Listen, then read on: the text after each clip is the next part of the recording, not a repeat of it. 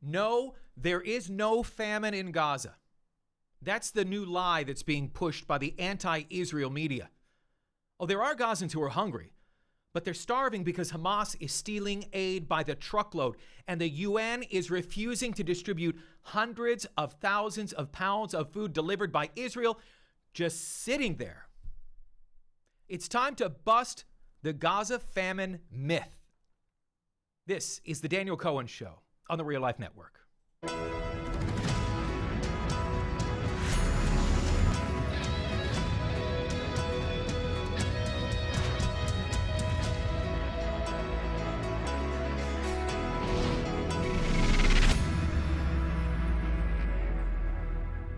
So according to major UN agencies like UNICEF, like the World Food Program, World Health Organization, they're saying famine is affecting more than 500,000 people in Gaza City, and that it will spread in the next few weeks to the communities of Deir al-Balah and Khan Yunis.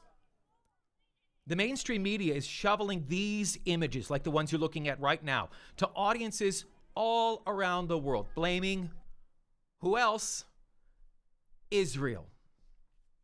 Here's the director of the World Food Program describing what it takes to have famine conditions. A famine is confirmed when three things happen at the same time. Number one, 20% of households have extreme food deficits.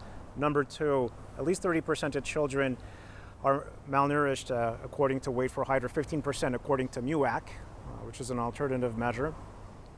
And that over 2 people per 10,000 per day are dying of hunger-related causes or hunger-related illness.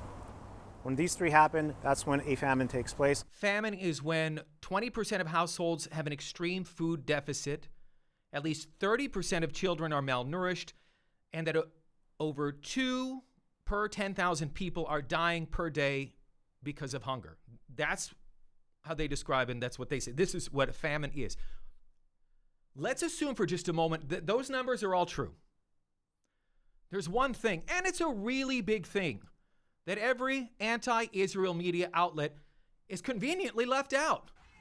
This is video from this month. This is just one. There are many videos of armed Hamas thugs caught red-handed hijacking aid that's supposed to go to the civilians. You can hear in the video the terrorists are firing warning shots to anyone who may even be thinking about getting close to these trucks and getting close to the aid. Don't even think about it. And you can hear even the truck driver blaring his horn. And what is Hamas doing with all the aid? They're taking the food, they're taking the medicine, they're taking whatever Hamas wants first. They're restocking their own supply. Then Hamas jacks up the price and they sell the rest for a super inflated price. Oh, and how about this regarding the famine designation? The Washington Free Beacon, great piece of journalism here. They revealed that the UN secretly changed the criteria for defining a famine in a war zone in order to allow the declaration of famine in Gaza. In that report, now this was published in July, the child malnourishment threshold, it was lowered from 30% to 15%. Now, what does that mean? In other words, the criteria for designating famine in Gaza was cut by 50%.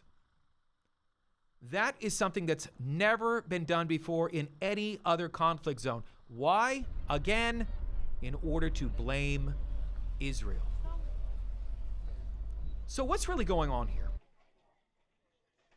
Israel's been escorting international journalists into Gaza, into the Gaza Strip, for the last 2 weeks. They've been showing these international journalists the distribution sites so that the journalists can show you that the food is just sitting there, piling up, sitting in the sun. Take a look. It's just cans and cans of vegetables. You could feed so many people chickpeas.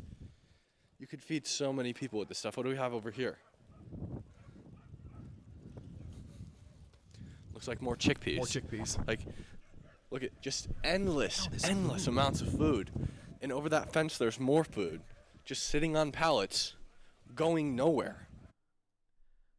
That's aid that we want to show you some more video here. It's kind of a bird's eye view.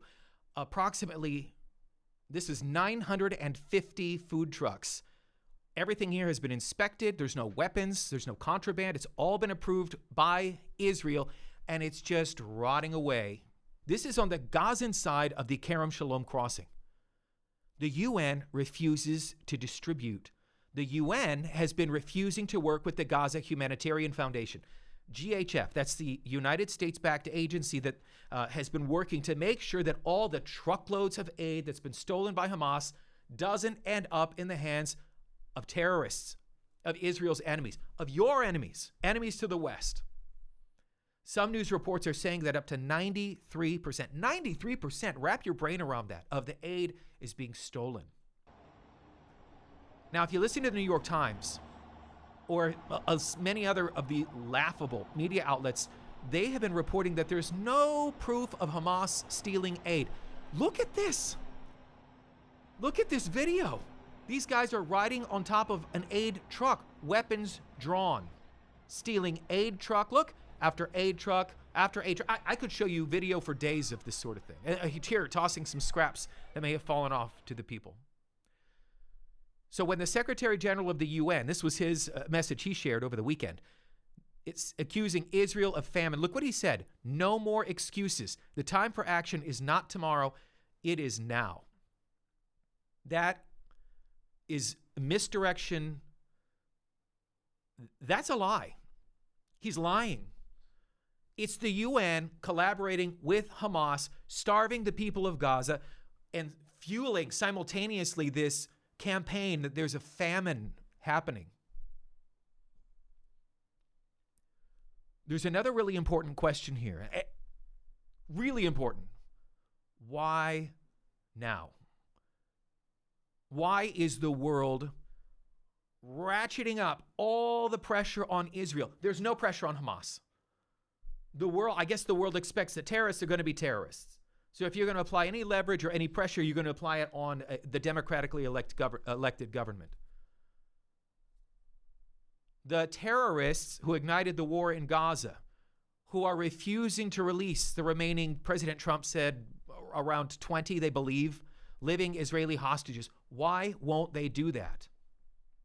The war would have been over months ago, over a year, forever ago. Lay down your weapons, Hamas. Release the hostages. Why is that? Israel's campaign to take Gaza City is about to begin. Look, I want to show you this video that just surfaced. These are IDF soldiers. Look at these guys. Listen to these guys. Arms locked, praying to the God of Abraham, Isaac, and Jacob to give them victory as they prepare to go into Gaza. I love this video. You love this? I love it. I don't know if it's a prayer or if it's a pep rally or if it's just crying out to the Lord. I mean, it's just if I was about to go into Gaza, I'd be like, give me some of that too. Right? Wouldn't you? Israel's calling up between 80,000 and 100,000 reservists right now. The offensive could happen sometime in September, sometime before October 7th. Everybody in Israel's talking. Everyone. And Prime Minister Netanyahu, he says Israel's goal isn't to take back Gaza. That's not the goal. Although some people are suggesting, Israel, you absolutely should take back control of Gaza. It is a failed experiment that happened. The goal of Israel is eradicate Hamas, bring home the Israeli hostages. We are approaching 700 days. It's brutally hot right now, brutal hot in the Middle East. These people have been trapped, tortured in terror dungeons for 700 days. Are you kidding me? By the way, President Trump says he fully supports Israel going in. He said to Netanyahu, get it over with quickly for the sake of the hostages. The situation has to end. It's extortion and it has to end. And we'll see what happens. I actually think they're safer in many ways if you went in and you really went in fast and you did it. That's the calculated risk. Israel goes in. Will Hamas try to execute the remaining living hostages? It's a Sophie's choice. A war that's dragged on for 700 days. Go in, put more IDF, Israeli soldiers' lives at risk. Hostage lives at risk.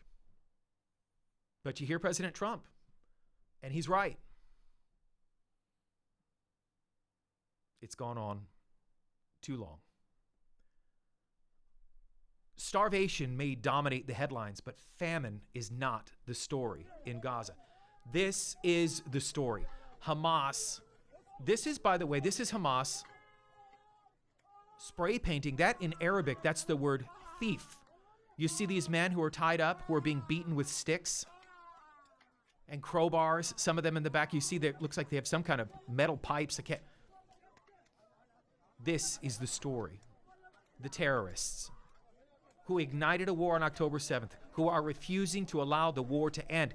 It's the last card Hamas has to play, the hostages. They released the hostages. President Trump said they're probably dead. That's the story.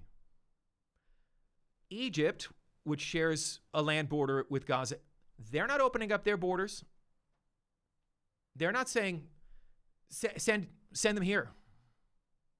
They're saying, we don't want them. Jordan, any of the myriad of Muslim majority countries in the Middle East, they're saying, we don't want him. Again, ask yourself, why? I think you know the answer.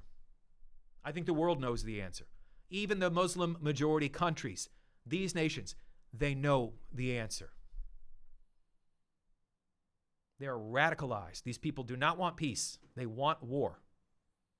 And they will fight they will fight wherever they are with whoever is in charge, whoever's in leadership. Look, there's a fog of war, and words matter. In Gaza, the word famine isn't just being misused. That's misappropriation. It's a lie. There is no food shortage problem. There is a food distribution problem. We just showed it to you. Stop buying the lies of the legacy and the mainstream media, the anti-Israel media. The bottom line, aid can't fix Gaza's crisis while it's Hamas hoarding the handouts. From Israel, for the Real Life Network, I'm Daniel Cohen.